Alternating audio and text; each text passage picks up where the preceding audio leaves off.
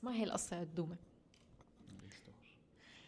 في مرة وزوجها، مرة فجأة عم تجي عند زوجها عم تقول إذا أنا بدي موت قد ايه بدك تاخد وقت حتى تتزوج مرة تانية؟ زوجها شو بتقول؟ بعيد الشر يا مرة، يا حبيبة قلبي وإن شاء الله سلامتك. وما بعرف شو تعرف هي الحكي تاعت الرجال.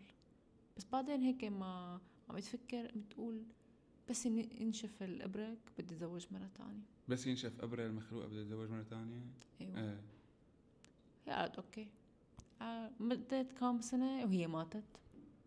وزوجها كل يوم بيروح عند إبره، بروح عند إبرة كل يوم الله يرحمه. عم تشوف بحبه هو.